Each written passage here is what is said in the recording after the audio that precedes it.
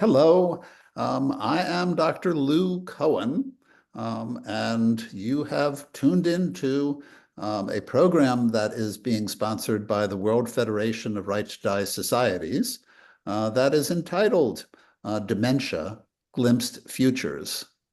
I am, I should give you a little bit of quick background of myself and the people who have assembled today to have a conversation.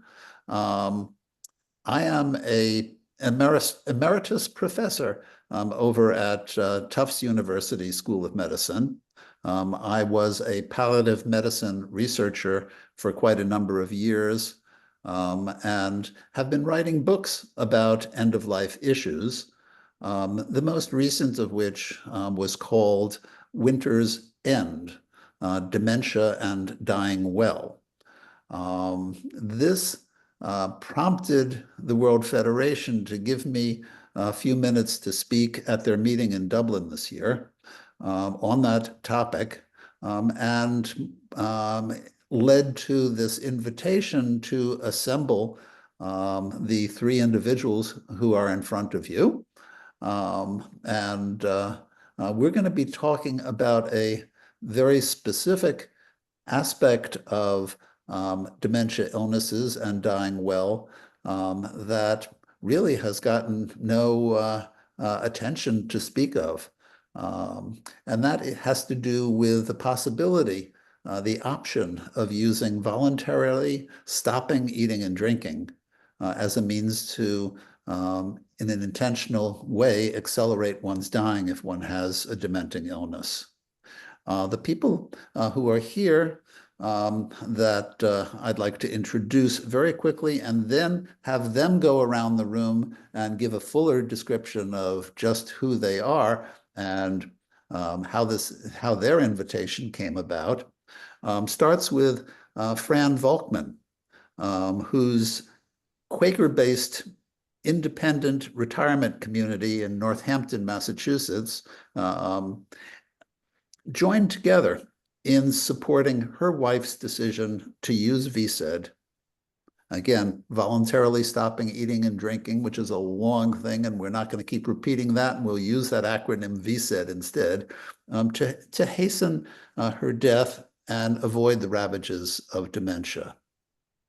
Judith Roth, from Pacific Grove, California, whose wife also used VSED.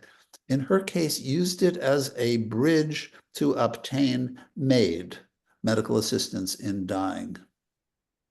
And John David Forsgren from Portland, Oregon, who featured prominently in my book, and whose husband, Dan Winter, originally acquired a lethal quantity of medications in order to make use of a do-it-yourself, DIY, overdose, but circumstances led him to instead rely on VSED.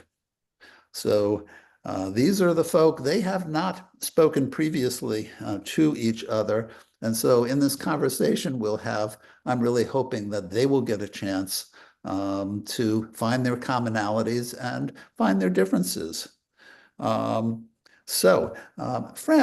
perhaps you could tell us a bit more about yourself. Hey, hello everybody. So I'm so happy to be included here. I feel as if somehow I'm among kindred spirits. And I know a little bit about both Judith and John from Lew's really rather amazing book. But you don't know anything about Joan, my partner, and me. We were together for just under 30 years. We had a wonderful, wonderful life. And in 2015, we moved to this retirement community here in Northampton. We moved here when I became 80 years old. And then in about, Joan had a stroke in 2013, and that was the beginning of a slow downhill situation for her. She was one strong, courageous woman. And like the others who are here today, I already know, she could not contemplate losing herself. She could not contemplate going down that horrible road of suffering that so often accompanies dementia. And so she decided right up front that she wanted to end her life by voluntarily stopping eating and drinking. And so the rest is history.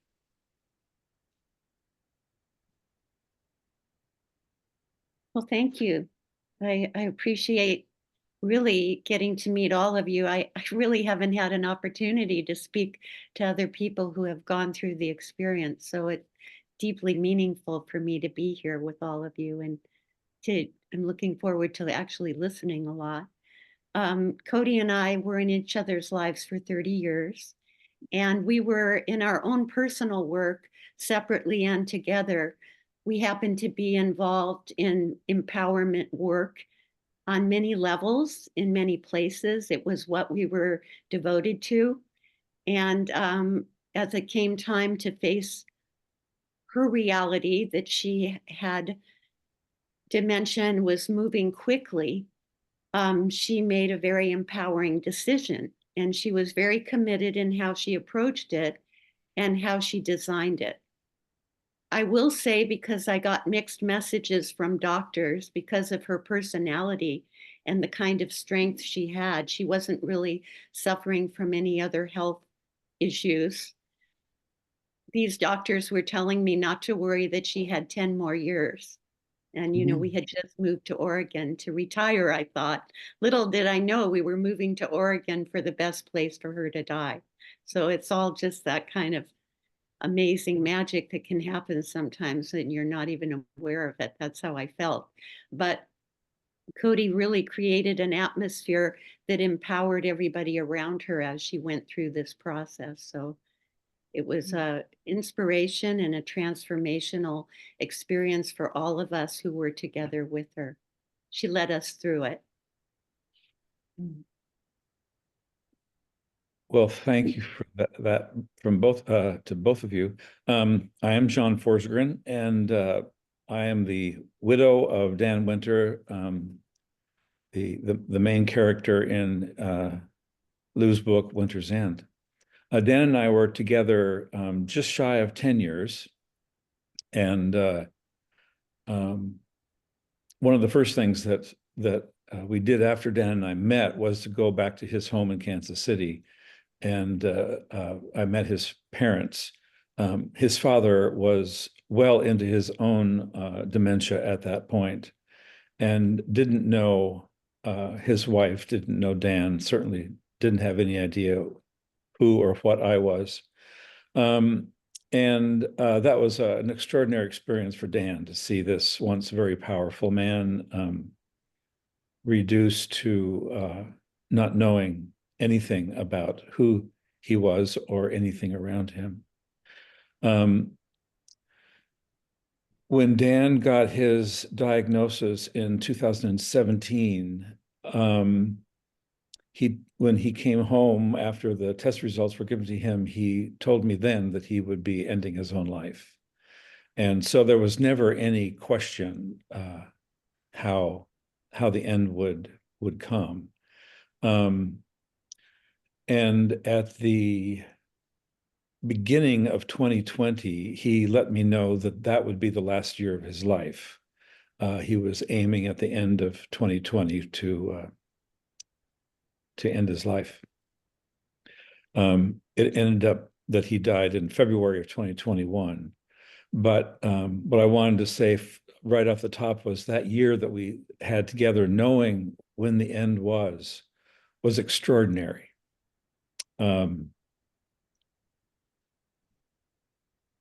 Dan, excuse me. Dan had an amazing sense of humor, and it did not disappear. In fact, it was, there was so much joy. There was so much love. There was so much appreciation of each other in that last year. It was one of the best years of my life, ironically. So that's sort of the top part of that story. And could we, you've each given us sort of a quick overview with obviously emphasis on your partner. Could you just go around to let us know who you are, sort of what your path was perhaps that got you to the point that you arrived at, starting with maybe Fran again? Sure. Well, okay.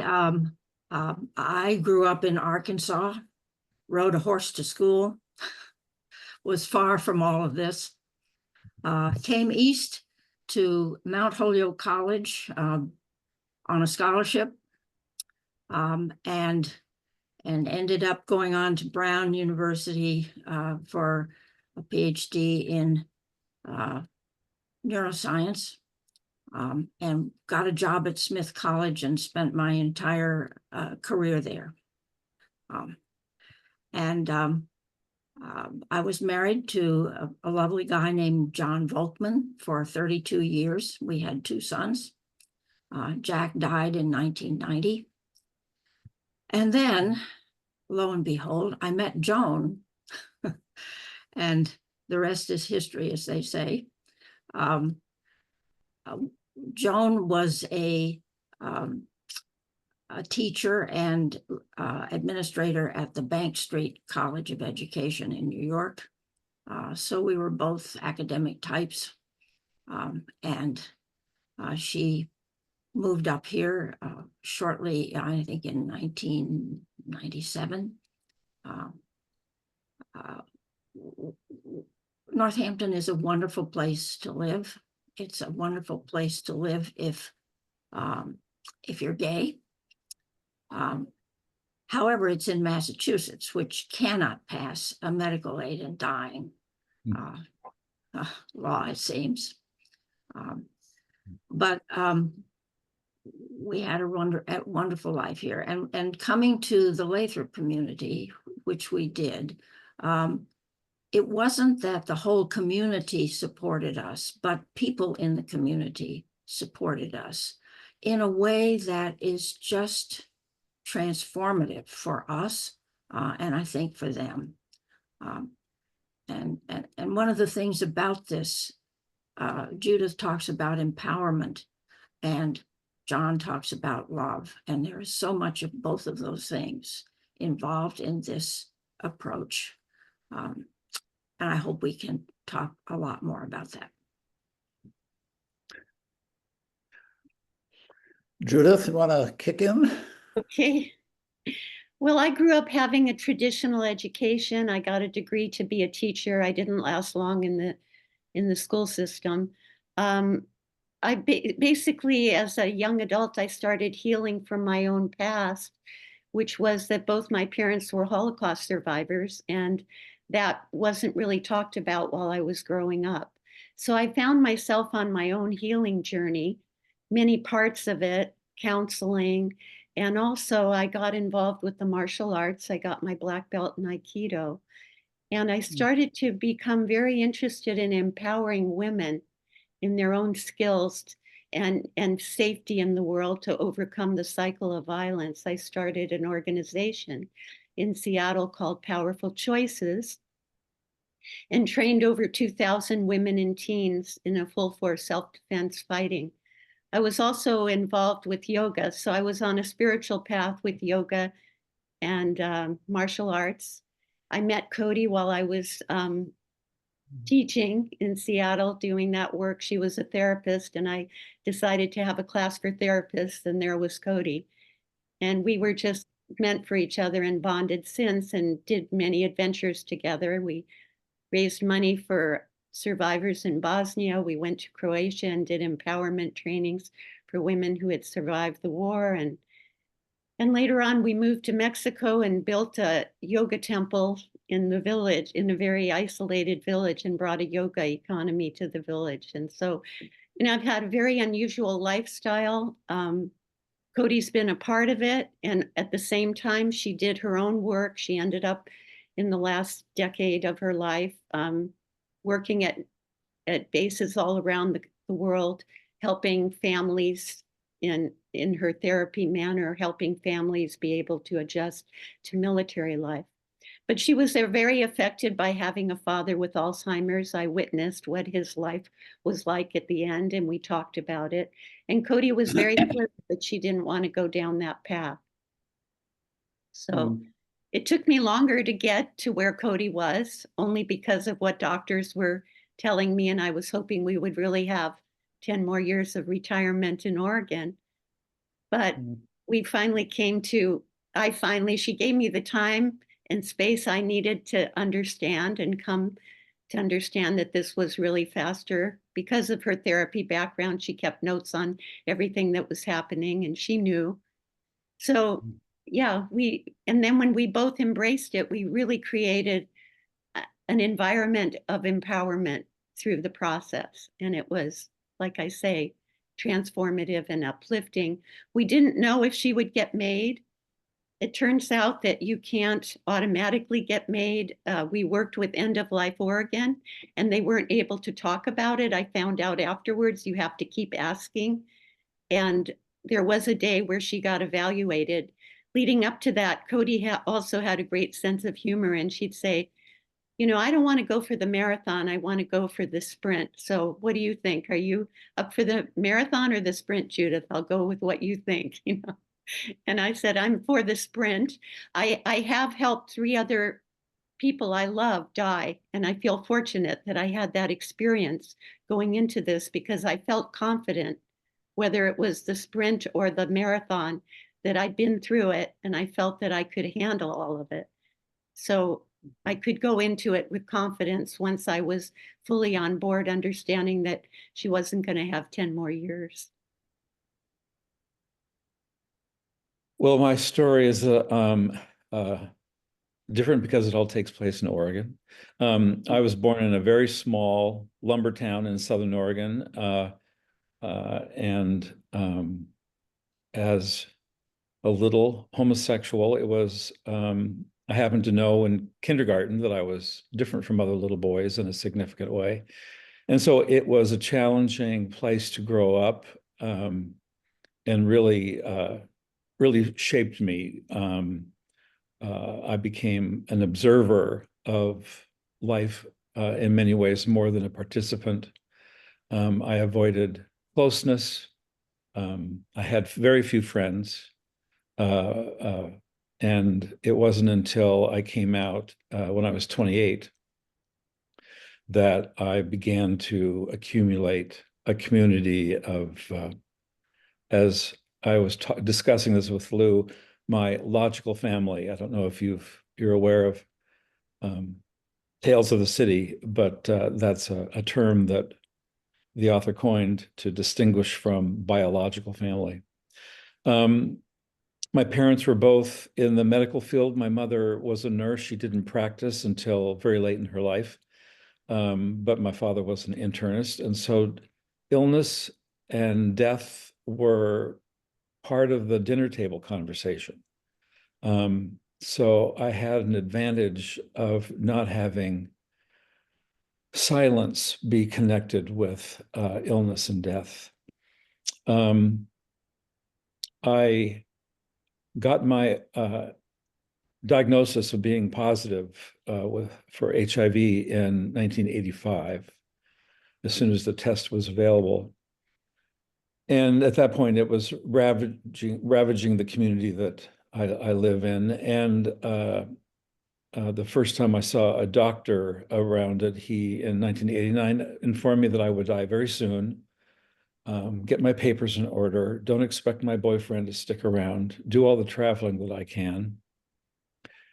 It was a devastatingly inappropriate and unprofessional conversation. I quickly found another physician who was smarter about how to deal with the issue. But I mentioned the HIV/AIDS because I became an activist and had to confront the extraordinary depth of fear and ignorance that existed in the larger community in this country, well, the world. Such tremendous fear of homosexuals and the tremendous fear of the virus, because we didn't know how it was communicated early on. But the reaction, as is well known among people who were involved in the community, AIDS or gay or both, it took a long time to get the larger community to be willing to acknowledge the disease, much less discuss the disease. I helped form an organization that was an educational and fundraising organization. And our initial goal was to have people gather and just give talks so that they would hear HIV/AIDS mentioned as often as possible, to get over that initial fear of just hearing the words, because that was, we had people who said, I don't want to come because I don't want to hear about it. And that was not unique. That was a very common response at the time. Not unlike all the other things in the human experience that we are too afraid of, too ignorant of to discuss. And certainly dementia, Alzheimer's and dementia falls into that category. And so part of what Dan learned from me was the importance of teaching the people around you the language that they need to discuss the subject. When I came out to my parents, I talked about gay politics, gay discrimination all the time with them, just so they heard the word gay, gay, gay, until they were finally able to use it themselves without stumbling and stammering.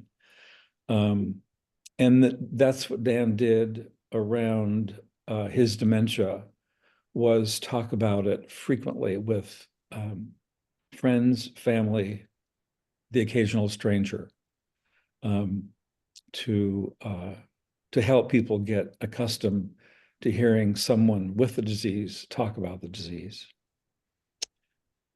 So that's sort of why I'm here, how I got. John, that just resonates so much with me, because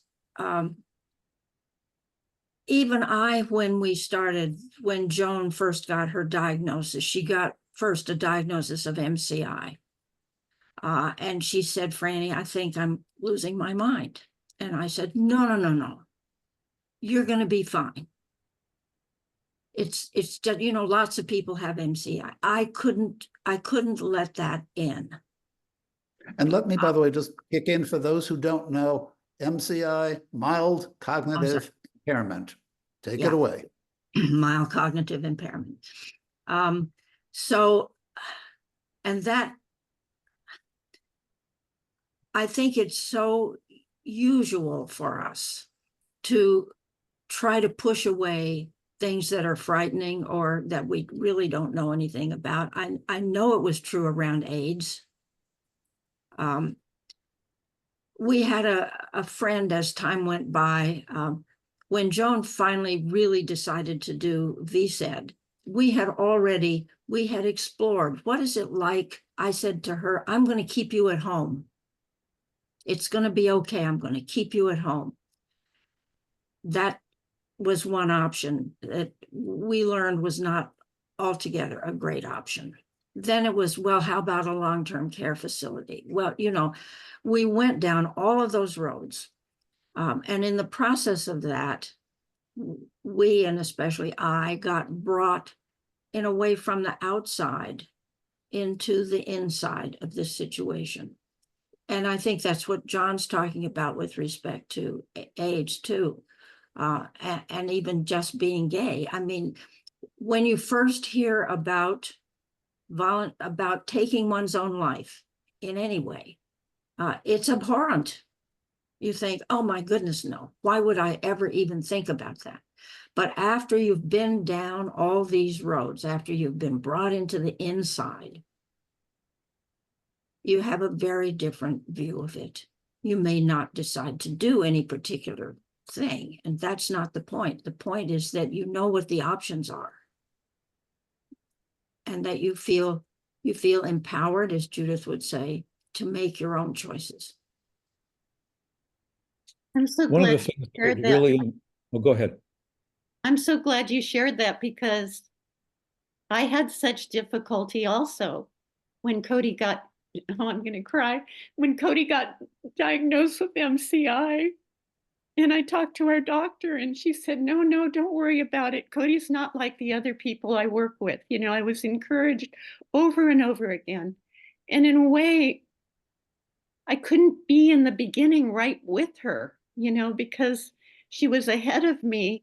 And yet I had these professionals telling me, no, no, no, because they didn't want to deal with it, you know.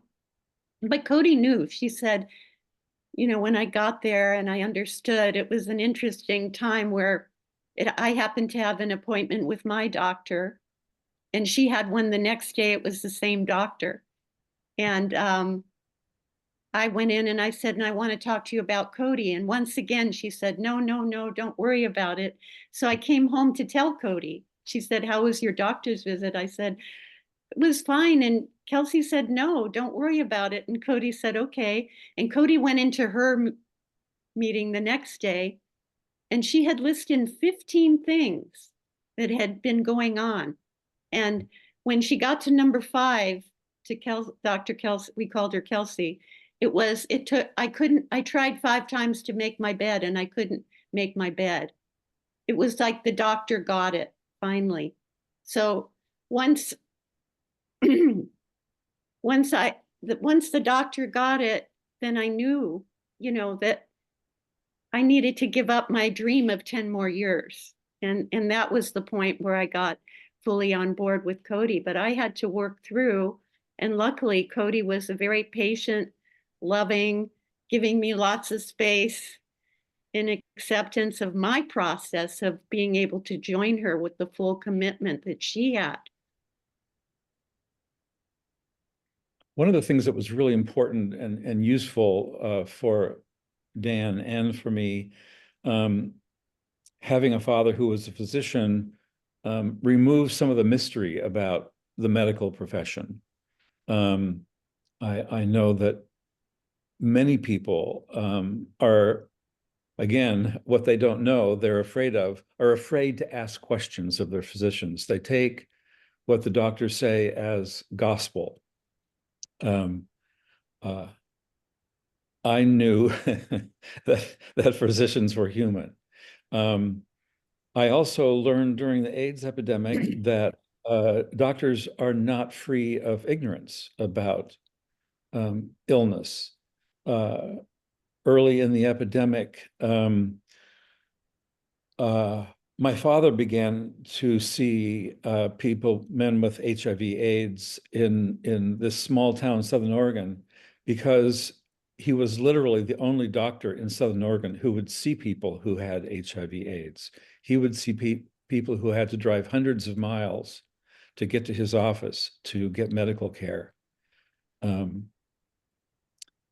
That created a level of shame in him for his profession. He never quite got over the fear and ignorance of his profession when it came to treating people with HIV/AIDS. The other thing I wanted to mention was that what was different about Dan, he was diagnosed when he was 58 and died when he was 62. So as a man with filaments of youth still remaining in him, it was that was one of the great tragedies. I wanted to see Dan be an old man. I was very curious to see who this person would be as an old man. And he was stripped of that. Anyway, I wanted to make talk a little bit about those elements of what was going on. May I I think that's ask? really important because I was experiencing that with doctors that weren't fully engaged in what it meant. So that's a really important point. May I ask the Had the three of same you? experience. Oh, That's right. again, interesting. May I ask the three of you how VSED appeared as an option and what your experience was then when the decision was made to voluntarily stop eating and drinking? I think we learned about it very early on. Both Dan and I did volunteer work with Compassionate Choices here in Portland, and so the subject of VSED was very present in the material and discussions that we had. As Lew mentioned, it was not Dan's first choice. He preferred having a quiet, calm, fast death. And because of objections in the family, he then chose VSED, hoping that that would calm them. Because one of the things I forgot to mention that's really key here is that people use the word suicide so often when it comes to self-determined end of life, whatever phrases we might use. Suicide is so heavily loaded. It's automatically associated with despair. And there was no despair in our house. Quite the opposite. One of the very difficult things that happened, one of Dan's family members sent the Multnomah County Suicide Prevention Squad to our door. And we had a half an hour long distanced conversation because of the pandemic, at the end of which they would have shaken our hands, but didn't, but wished Dan well on his journey. It was clear to them that there was no despair. This was a thoughtful, conscious, well-considered means to ending Dan's life. Yeah.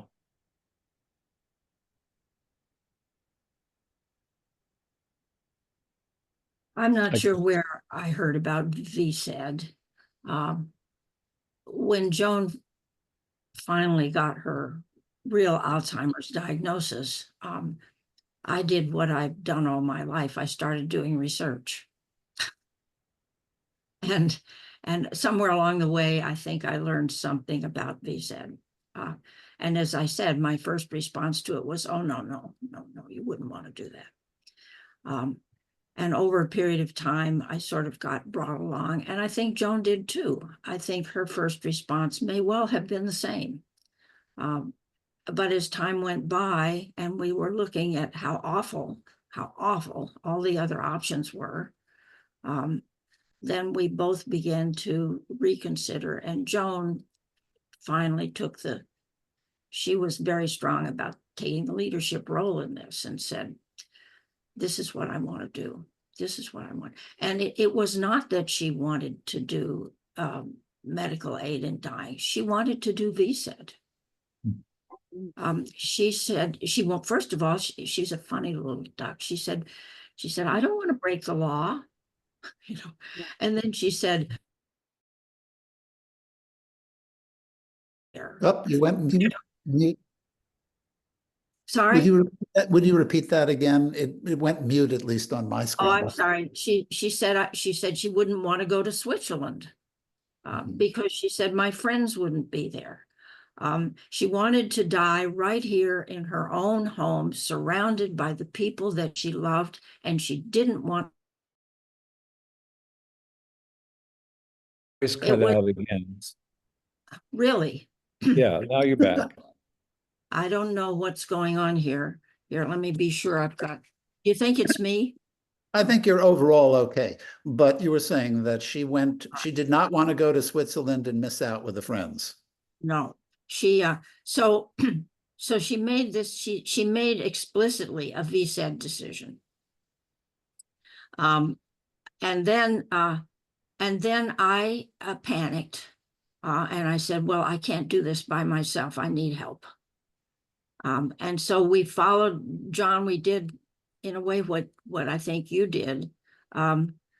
We put together what we then called her core group, 4 women, and my son Tom, who became our people, and they helped us both through this whole thing. And when Joan did her VSED, they all came. And so, you know, it makes me want to make a huge point about the importance of support, the importance of people who love you to take you through this. And let me just get you to speak just a minute more or two about the reaction at Lathrop, at your community, as VSED began. Right. On the whole, it was wonderful.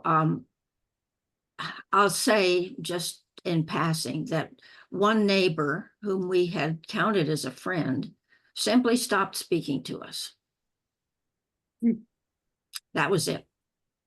I really don't know why, but I mean, which of any of the possible reasons.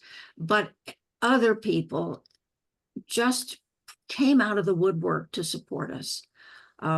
First of all, a guy down the street gave us his house so that those of us who were caring for Joan could go there to eat and drink and put our feet up, because I didn't want to have food in the house.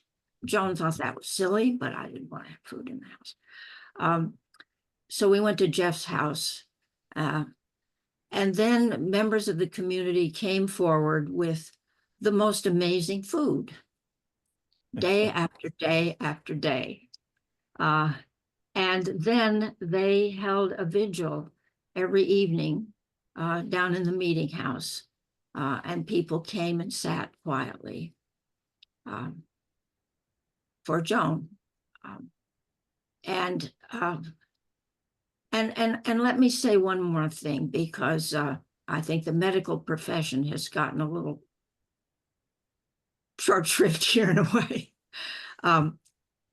Joan's doctor was entirely supportive. He actually came to the house twice to check on Joan, see how things were going. Our local hospice, the hospice of the Fisher home in Amherst, was entirely supportive. The hospice nurse was here many days, taking care of us. It was an amazing outpouring of love and support, which we couldn't believe our good fortune.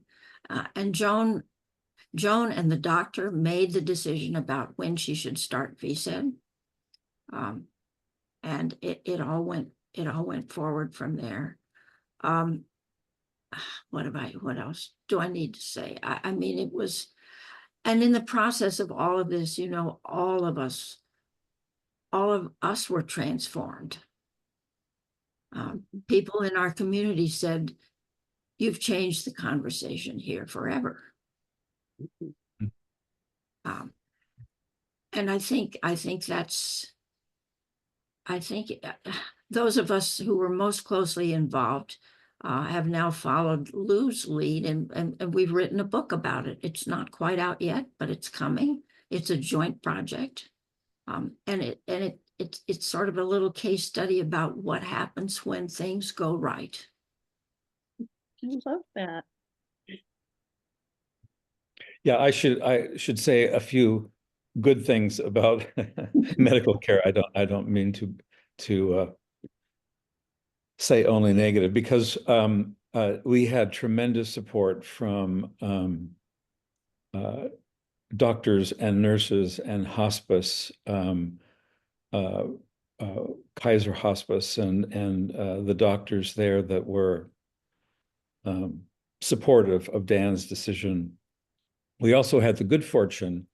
We had moved to the condominium that I'm sitting in right now, just about, I guess it was 8 months before the pandemic started.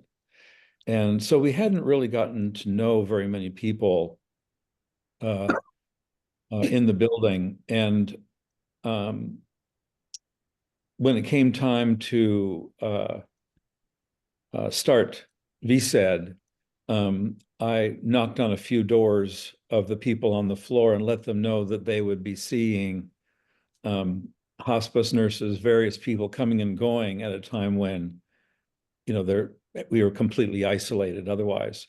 And when I told the couple who live right next door, Vicki said, "Okay, this is how this is going to go. We're going to clear out a shelf on our refrigerator for whatever food you want to put in there. And here's a key. You come over anytime you need to get there. And dinner will be served at 6 o'clock. I think it was sometime like that every night. And we will expect you for dinner every night." And so strangers became friends, and friends very quickly became family. It was just this generosity of spirit that was made available to us. And then I had a couple of men who I've known for 35 years, who made the same offer. And so I did go to their house for dinner a couple of times. So that was our bubble, were those, or my bubble, those 4 people.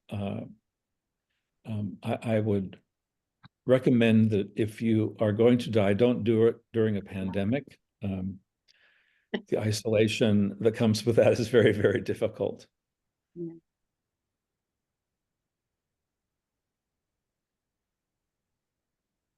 Judith, I know you're speaking, but I can't hear you. I'm not speaking. I was just, yeah. You know, Cody was very committed. She researched and she was very committed to VSED.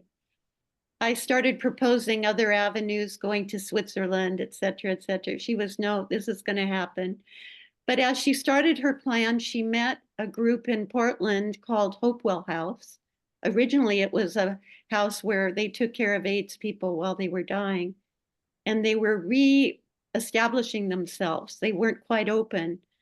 But Cody was very committed in her loving way that she didn't want to have this happen in our home because she didn't want my life to be affected, which didn't make any sense to me, but I understood the intentions were beautiful, and thought that she would do this in Hopewell House. And in the process met a wonderful angel who became my co-captain that was just amazing. But we found out that for her to get into Hopewell House, she needed to be terminally ill. So she wasn't terminally ill, so to speak, as you know. So I just took it on and brought it home, and we surrounded ourselves with a group. We planned for 2 weeks. We had one group of friends that were going to be there 1 week, and then another group of our closest friends were coming the second week. And it ended up that we were all together for the whole time, and that we all supported each other. And like you say, it's so transformative. Everybody's views on dying totally transformed in the process, and people realized how many choices could be available to them. And there was such a sense of relief for everybody and being lifted to see that such a loving thing could happen at home in the ways that we were able to have it happen. It was in our creation.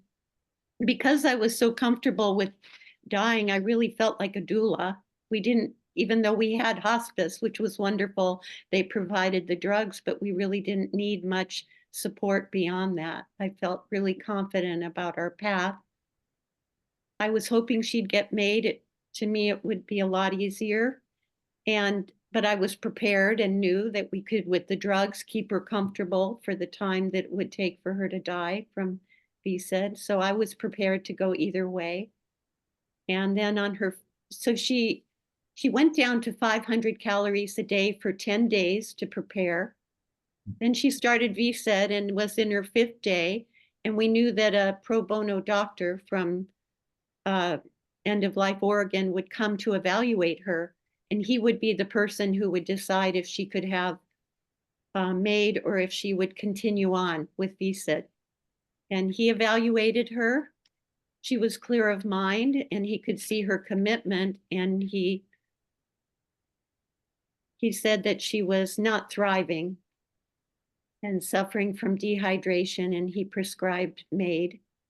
And you could only get the drug at a hospital in Portland, and our good friend who lived in Portland, who came every day, who worked with Hopewell House, picked up the drugs and brought them. And we spent 2 days just being in all the love we created and all the joy and all the stories and her favorite music and everything, just enjoying each other. She wasn't suffering physically, so she could enjoy everybody. And she said at 4 o'clock on February 16th is when she wanted to have her drink. And I want to share this because it might sound outrageous, but I want to share the moment before she took the medical aid in dying. We were around the bed. Cody and I were laying on the bed together, and we had all these women around us.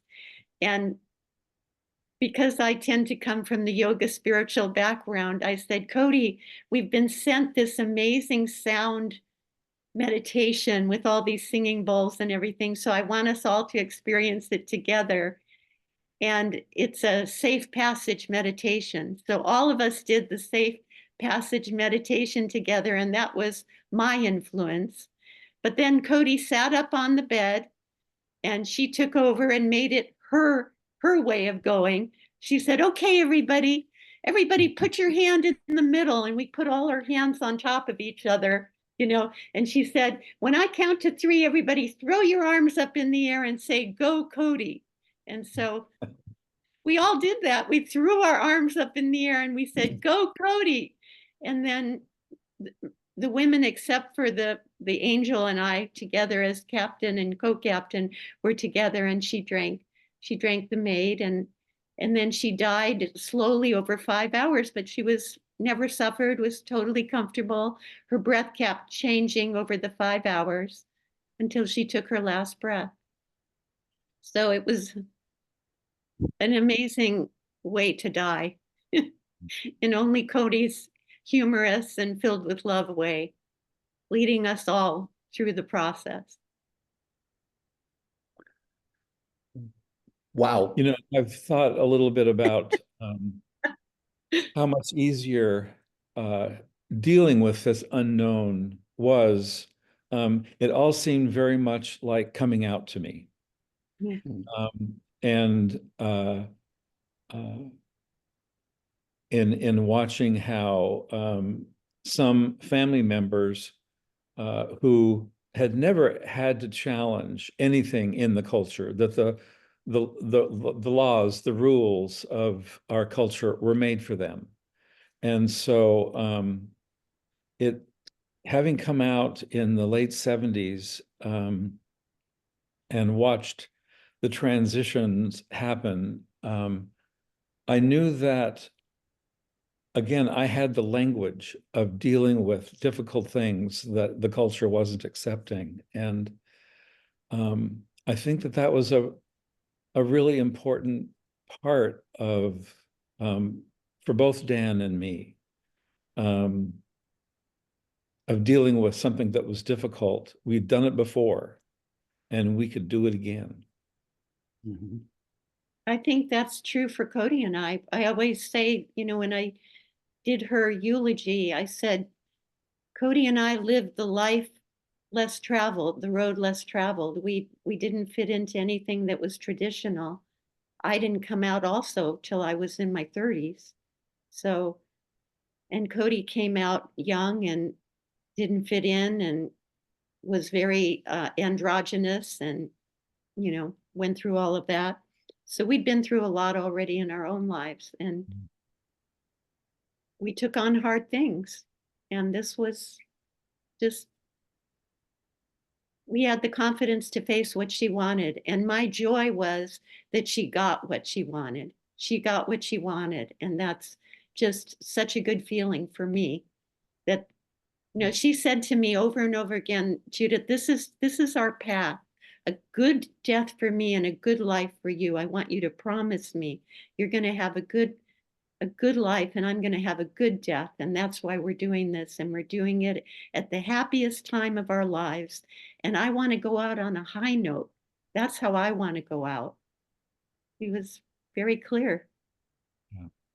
So impressive.